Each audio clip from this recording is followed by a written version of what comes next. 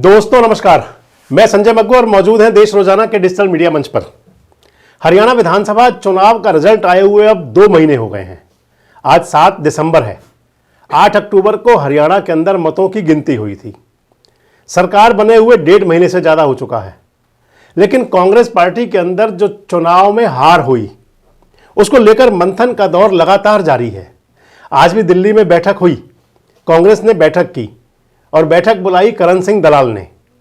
बैठक के अंदर दीपक बावरिया भी मौजूद थे, हरियाणा के प्रभारी। बैठक के अंदर जितेंद्र बघेल भी मौजूद थे, जो हरियाणा के सह प्रभारी हैं। बैठक के अंदर कांग्रेस के और भी बड़े छोटे तमाम नेता मौजूद थे।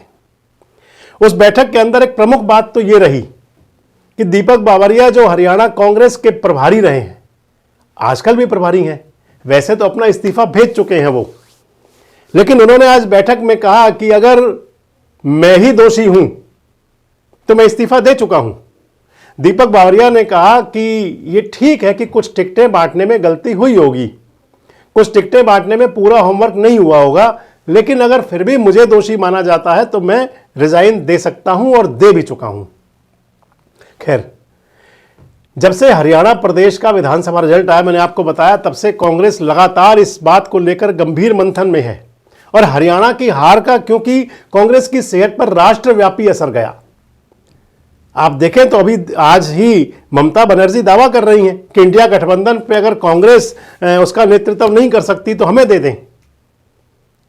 इस लिहाज से मैं आपसे कह रहा हूं कि क्योंकि हरियाणा की हार को लेकर के जो हरियाणा में लगता नहीं था कहीं भी, तमाम मीडिया सर्वे, तमाम एनालाइज रिपोर्ट, तमाम सबको देख करके लगता था कि हरियाणा में कांग्रेस की सरकार आ रही है, लेकिन जब रिजल्ट आया तो चौंकाने वाला परिणाम था।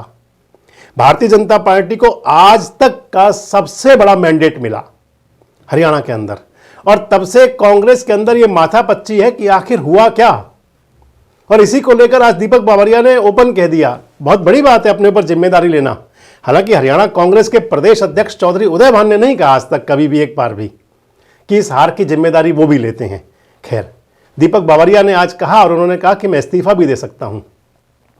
आज की बैठक में जो मुख्य बातें रही, जो करण सिंह दलाल टेलीफोनिक उनसे हमारी बात हो रही थी, बता रहे थे कि उस बैठक के अंदर जो 23 पिटीशन डली हुई हैं हाई कोर्ट के अंदर, सुप्रीम कोर्ट के अंदर कांग्रेस गई हुई है, इन सबको लेकर चर्चा की गई कि उनमें क्या होना चाहिए, कांग्रेस क्यों हारी, इस पर लगातार जो मंथन है। 3 कमेटियां जो बनाई गई हैं, उन कमेटियों में जिनमें कि छत्तीसगढ़ के पूर्व मुख्यमंत्री भूपेश बघेल भी हैं, उनके अंदर हरीश चौधरी भी हैं और अजय माकन भी हैं। ये कांग्रेस के सीनियर नेता उन कमेटियों के अध्यक्ष और सदस्य हैं। ये कमेटियां भी कई बार सभी प्रत्याशियों से, हारे हुए से और जीते हुए से भी, उनसे बातचीत कर चुकी हैं कि आखिर इलेक्शन का मूड क्या था, लोगों का मन क्या था, चुनाव का परिणाम ऐसा आया तो क्यों आया, क्या जनता ने हराया या जो कांग्रेस के लोग आरोप लगा रहे हैं कि मशीनों ने हराया। ईवीएम को लेकर माथापच्ची है। और जो अदालतों में मामले गए हुए हैं, अदालतों के अंदर भी बात यही है कांग्रेस की तरफ से कि 99% ईवीएम की बैटरी, ये इस चुनाव के अंदर बड़ा मुद्दा बना। और हालांकि चुनाव आयोग कहने के लिए जवाब दे चुका है, कोई 2, 4, 6, 8, 10 पन्ने का नहीं, बल्कि 1500-1600 पेज का जवाब चुनाव आयोग कहता है कि हमने दिया है। लेकिन इसके बावजूद भी चुनाव आयोग के जवाब से संतुष्टि नहीं है। और अब कांग्रेस, जो मैंने आपको बताया कि लगातार मंथन के दौर पर है, और आज उस मंथन के बीच में यह बड़ी बात थी जिसमें दीपक बावरिया ने माना कि भैया अगर मैं जिम्मेदार हूं तो मैं इस्तीफा देने को तैयार हूं।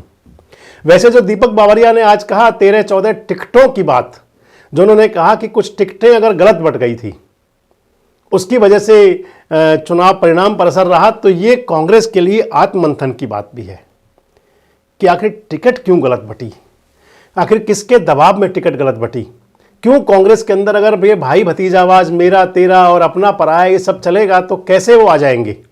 एक तरफ उनका मुकाबला वो भारतीय जनता पार्टी से करते हैं, जिसके अंदर केवल एक चीज रहती है कि किसी भी प्रकार से कहीं गुटबाजी ना दिखे और सत्ता में आना। और दूसरी तरफ अगर कांग्रेस उनका मुकाबला इसी गुटबाजी में और अपने परिवारवाद में और भाई भतीजावाद में और मेरा तेरी में करते रहेंगे। अगर टिकट वितरण की बात आती है तो इसमें कोई नई बात नहीं है, लंबे समय से हंगामा चला है। कहीं भूपेंद्र सिंह हुड्डा गुट पर आरोप लगते हैं कि उनके चहेतों को टिकट दिया गया, इस वजह से कैंडिडेट कई जगह हार गए। कहीं कुमारी शैलजा गुट पर आरोप लगते हैं कि उनके चहेते को टिकट मिल गया, इस वजह से हार गए, और कहीं आरोप लगते हैं कि जिनके चहेते को टिकट नहीं मिला उन्होंने उनको अपना टिकट देके खड़ा कर दिया, अपना टिकट देकर के मैदान में उतार दिया। 3 विधानसभा क्षेत्र ऐसे हैं जहां पर कि इंडिपेंडेंट चुनाव जीते, और तीनों विधानसभा क्षेत्रों में ये कहा जाता है कि वहां पर कांग्रेस से वो जो बागी कैंडिडेट थे वो कांग्रेस की टिकट की कतार में थे। अगर उनको टिकट मिलता तो फिर शायद बात बन जाती, चाहे वो सावित्री जिंदल की बात हो, चाहे वो राजेश जून की बात हो बहादुरगढ़ से, और चाहे फिर वो कादियान की बात हो, देवेंद्र कादियान की। सभी चाह रहे थे। एक पुरानी कहावत है कि सांप के निकलने के बाद लाठी पीटी जाती है, कहा तो ही जा सकता है, लेकिन जब आज दीपक बावरिया ने उस बात को ताज़ा कर दिया और कह दिया कि कुछ टिकटों के आवंटन में कहीं अनियमितता थी, गड़बड़ थी, तो फिर बात तो उसमें बल्लभगढ़ की भी जाएगी कि आखिर बल्लभगढ़ में कुमारी शारदा राठौर का टिकट काट करके और पराग शर्मा को क्यों दिया गया। उसके अंदर बात तिगांव की भी जाएगी कि जब ललित नागर जैसा मजबूत कैंडिडेट था जो दूसरे नंबर पर रहा, तो उनका टिकट काट करके फिर रोहित नागर को क्यों दिया गया, जिनमें राजनीतिक परिपक्वता के नाम की कोई चीज़ नहीं। अगर बात आएगी तो अंबाला कैंट की बात भी चलेगी कि अंबाला कैंट के अंदर चित्रा सरवारा को कैंडिडेट क्यों नहीं बनाया गया, जो विनिंग कैंडिडेट थी, गब्बर को टक्कर दे सकती थी और थोड़े वोटों से चुनाव हारी, वहां परी को क्यों टिकट दिया गया। ऐसी कई सीटें, हालांकि कई जगह पर कांग्रेस के वो कैंडिडेट चुनाव भी जीत गए, लेकिन जहां हार हुई, हार के बाद में ज़्यादा माथापच्ची हुआ करती है। बहरहाल सबसे महत्वपूर्ण बात यह है कि इस समय कांग्रेस मंथन कर रही है। क्या निकलेगा इस मंथन में? करण सिंह दलाल तो कह रहे हैं, प्रयास करेंगे उनसे जल्दी बातचीत करके आपको उनसे मिलवाएंगे। करण सिंह दलाल कह रहे हैं कि 2025 नहीं पकड़ पाएगी सरकार, हरियाणा की नायब सैनी सरकार। आखिर कौन से दावे के साथ करण सिंह दलाल ये बात कह रहे हैं? महत्वपूर्ण सवाल ये है कि क्या कांग्रेस के अंदर आज वही स्थिति है कि सांप निकलने के बाद लाठी पीटी जाए? इस समय लाठी पीटी जा रही है। आपको क्या लगता है कि अगर टिकट वितरण में अनियमितताएं हुई थी या कोई गड़बड़ हुई थी तो वो किसके कहने से हुई थी और उस पर कांग्रेस आला कमान कोई एक्शन लेगा? और सबसे महत्वपूर्ण सवाल, जिस प्रकार कांग्रेस के लोग कह रहे हैं कि मशीनों में गड़बड़ हुई थी, क्या आपको भी लगता है कि चुनाव के दौरान किसी प्रकार की कोई गड़बड़ अनियमितता थी? कमेंट बॉक्स में जरूर बताएं। जुड़े रहें हमारे साथ, देखते रहें देश रोजाना।